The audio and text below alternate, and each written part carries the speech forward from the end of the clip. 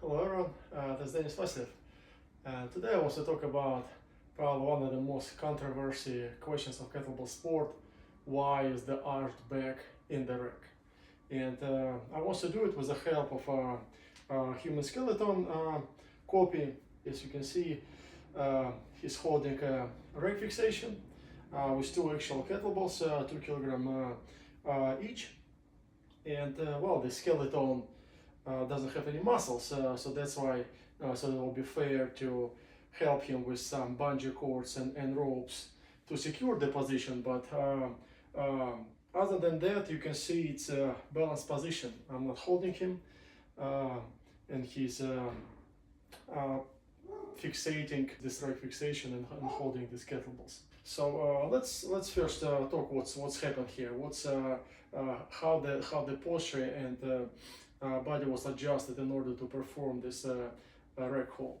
So as you can see, this metal cord going across. So that's actually the original line of a spine with a natural relaxed position with it lumbar and thoracic curves. So that's where it's neutral position, right? And as you can see in the rack, what's happened is we want to make deeper the thoracic curve and lumbar curve. So we kind of want to settle and move the body out of the way of the arm. The red bungee cord is actually a good imitation of spine muscles. But view from the back, you can see the shoulder blades spreaded to the side, and in its default normal position, they shall not touch with the screws here, and holes are right here. It's three of them. Upper part, middle, and here's the bottom. See, that's the line. And so the shoulder blade shifted to the side and slightly down. Well, and same story here. That's the original dots right here. So it moved.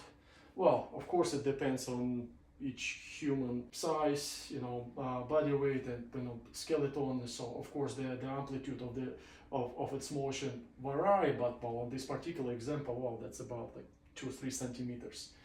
Shoulder blades move to the side, and what it allows us to move the acromion here forward and down, so we can reach by the lower end of the shoulder bone the iliac crest, right? Because when shoulder in the neutral position here, well, it's much higher, and so the elbow, roughly speaking, the elbow joint cannot reach the iliac crest. So we move shoulder blade forward and down, so now elbow can reach, and once it reach, you see below this point is just a very thick, the strongest bones in the human body. The huge waist of a pelvis, and then the hip bone, and then the two bones of the lower leg,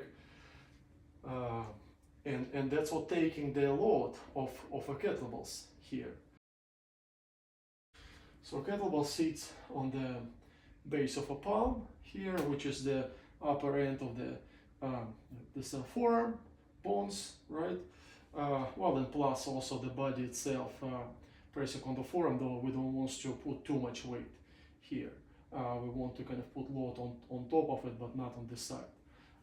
So weight is here, distributed into pelvis, iliac crest, and then goes to the floor. And that's why it's safe to have such curve in the back, because it's fairly unloaded when the rack fixation like that performed. We don't want with such posture have the weight here on top of the chest,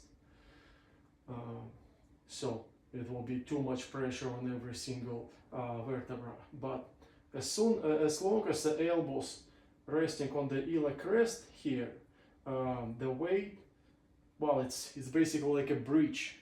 If you want to get from point A to point B, well, you need some connection, and that's exact connection. That's actually these 2 points A and B. They just literally turn into one piece, That's it. It's a one piece. It's just a one structure, and if you from the side view, you can see that it shows into one perfect line.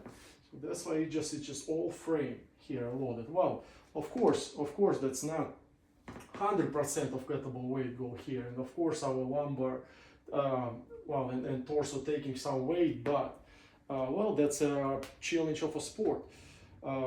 And well, that's a magic of a sport when you're so good in taking a particular posture and develop muscle certain way. Well, you can just make it work. And so if you're flexible enough, and if you're able to do a good job placing elbows on the iliac crest and really be flexible here, and also the muscles will not be on the way of bones to move.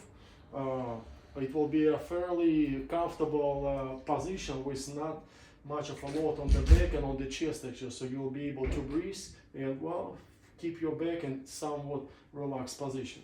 Well, and here you go, we can right away say, you know, by explaining this, well, what you shouldn't do when you practice kettlebell sport. So if you're arching your back, well, make sure that you land your elbows on the pelvis, because if you will miss this spot, if your flexibility is not good enough, well, then how you can add some negative load or overload your back. So you know, it's the two should go together. If you're arching your back, then you make sure that you're landing your elbow here. And actually, if your elbow cannot rest, well, it cannot rest on the iliac crest, or for this matter on the stomach.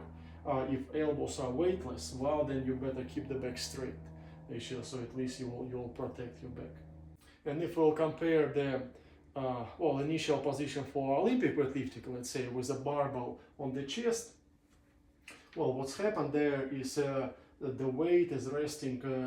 Barbell is consists of a rod and two weights, but well, they are one piece, right? And it's symmetrically placed on top of the chest, which is about the level of a T1 vertebra, where the first ribs start. So basically, all the backbone underneath the T1, you know, all thoracic and lumbar experiencing the weight compression, and that's why we need to keep it on original posture and actually even straighter. We want to contract the shoulder blades, straighten the back, and actually, well, if in kettlebell sport you see we're drawing the perfect vertical axle like from the wrist to the heel, then when you're lifting a barbell, you know, it's either on your chest or on your back, then you're drawing a straight line from the barbell to your heel, and kind of, you know, the backbone should be within this line. So that's why when the weight is on top of your chest, well, you're contracting the shoulder blades together, you're straightening your back, and that's how you're also loading the frame, and muscles only holding this frame. Again, so when you're in the rack fixation, you want your elbow firmly stand on the iliac crest, and that's where we want the most of the weight of a kettlebell being distributed. But we also can see that, well, there's a few more points of connection, and you see kettlebell attached to the shoulder bone, and which, you know, the arm attached to the chest, and you don't want to put too much weight here, because it will make you lean back too hard, and it will make even harder the lumbar curve, well, it can cause, well, overload of this part. So you want to stay, you know, as upright as possible. So, you know, your acromion basically should you should do the best you can to keep it above the iliac crest. From the front, you actually red bungee cords imitating the abdominals should be engaged in order to push the rib cage down to get a better rack. And well, I've mentioned about it before. Also, you see the forearm attached to the base of a handle, and the body of kettlebell also touching this bone. So we don't want to put too much weight here either. And actually, when you're performing the rack, when you're pushing the bell, so you don't want to push the ball by these bones, because it can cause bruises and discomfort here. You don't want to put too much of a side impact on it. So we're dealing with the handles, and by the base of a palm, we're pushing the weight up and lowering it down. So I hope this visual demonstration help you understand a bit better the anatomy of kettlebell sport leg fixation, and well, help to understand what was their priorities. So work on your shoulder mobility, make sure that you're really flexible here and you're free to move your shoulders, so you can reach the iliac crest by your elbows, and as long as your iliac crest, as long as your elbows able to rest on the iliac crest, your back is safe and you're good to go and enjoy the kettlebell sport. Thank you for watching.